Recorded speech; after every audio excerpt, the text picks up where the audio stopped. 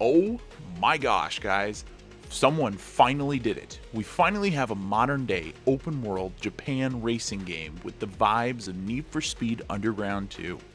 If Forza won't give us what we ask for time and time again, leave it to a small but passionate team to take on the challenge. In my opinion, they have delivered the promise. JDM, Japanese Drift Master, is a breath of fresh air for the senses when it comes to open world racing games. Even with its flaws, this game just nails the aesthetics it's going for with flying colors. If you are into drifting, Initial D, immersing yourself into that type of lifestyle and culture, then this is the game for you. And I guarantee you, if you're like me, then you'll overlook the issues of this passion project and see what they plan to accomplish here. Because this game has good bones, and it has plenty of room to improve and grow, I can assure you. The world that they have crafted here in Guantanamo is a cool one.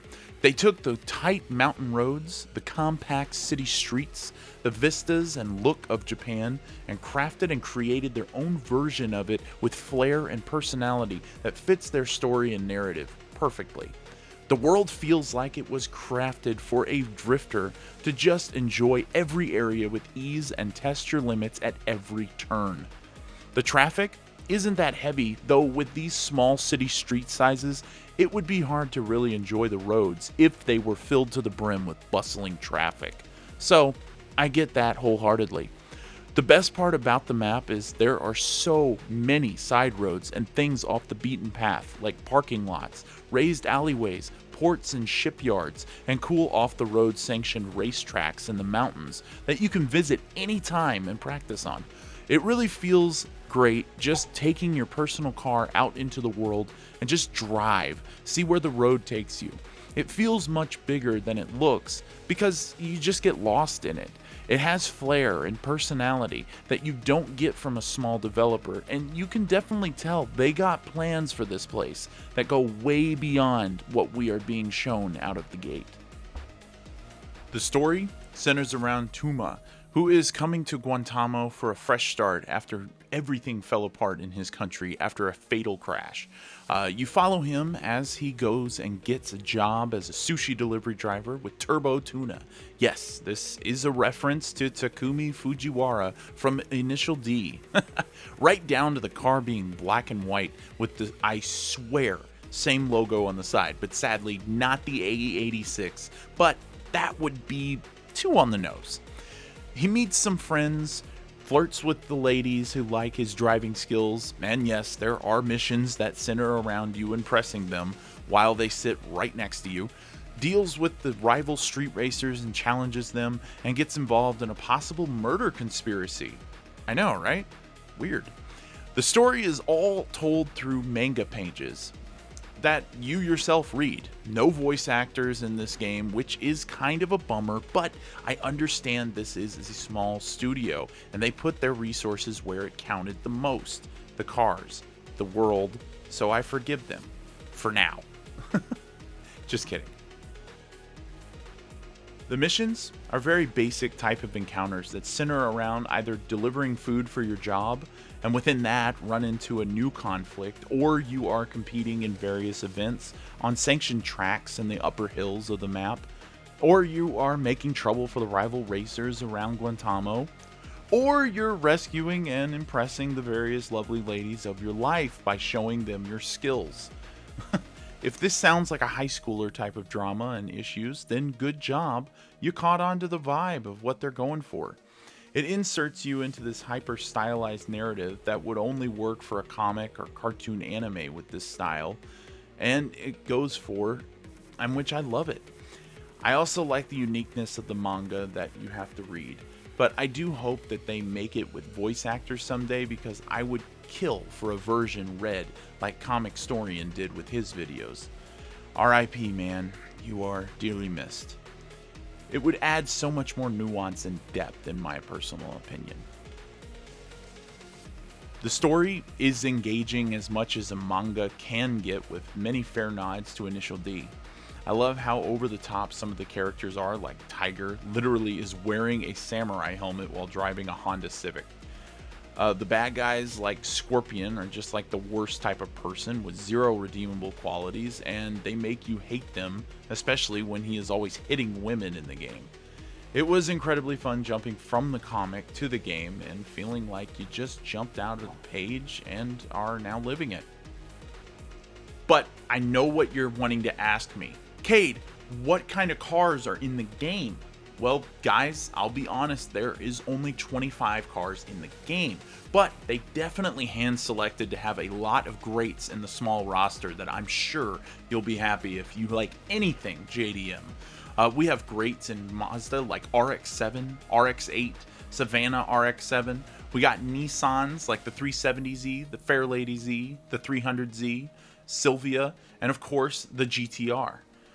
But the best one that I saw and I had to get was the variant of the Mitsubishi 3000 GT, which is renamed the Yatsuhushi Shadow, which I like very much. Love that name. And yes, that was the one I had to make my own easily. But getting to the cars is just half the fun of this game. You get to then take your new beast and drive it down the road to your local shop, Need for Speed Underground 2 style, and check out the various upgrades and kits it can have installed. This game had so many amazing body styles for every vehicle and personalization options. I was in tuner heaven. Wild muffler kits. Can even get the freaking muffler onto a standing star that goes over the car. Over-the-top wide body kits and wild to basic spoilers, hood variants, multicolor flashing neon. Maybe you want to have rainbow spectrum on your neon. Yeah, you can do that too. Now, that's not to say that all the customization is incredible. There are some duds and areas lacking at the moment. Not that much selection in rims. Interior selection options are kind of lacking. Paint jobs are basic color options, no vinyls, but they are coming in later updates, so we will let that slide. No window tint or tire customization, but I still had fun going in and upgrading my monster. The performance upgrades could turn your little stock car into an uncontrollable animal on the road, almost to the point where you can't drive it at full capacity because it loses control with that much power. But you can do it. Now, I know I have been giving a lot of praise to this game, but now it's time to talk about the issues I encountered and what improvements I saw it severely needs. The biggest issue I have is the zero damage and deformation to any of the cars when you collide with anything. I'm sure that it's a licensing issue, but it did take me out, and it feeling like a rubber band ball every time I hit something and bounced all over the road. I ran into an issue at the end of the game after you lose your main garage due to a story beat.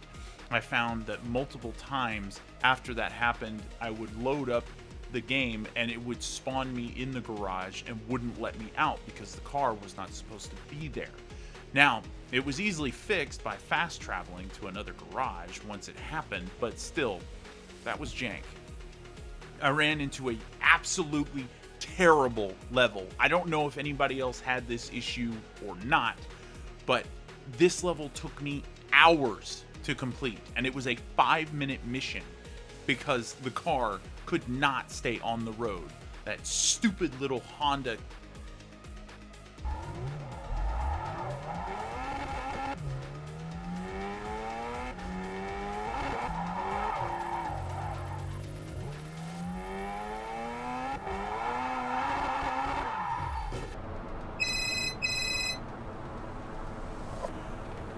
Oh my gosh, Kyoko. I will never, ever want to try to impress you ever again. Your car sucks! I ran into many audio glitch issues where the audio just disappeared at drag races and certain times in the story.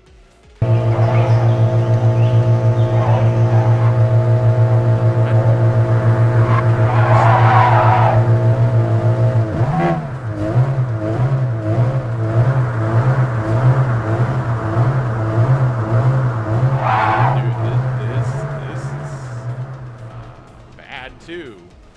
What the heck? You can't even hear the The noise now. What in the world?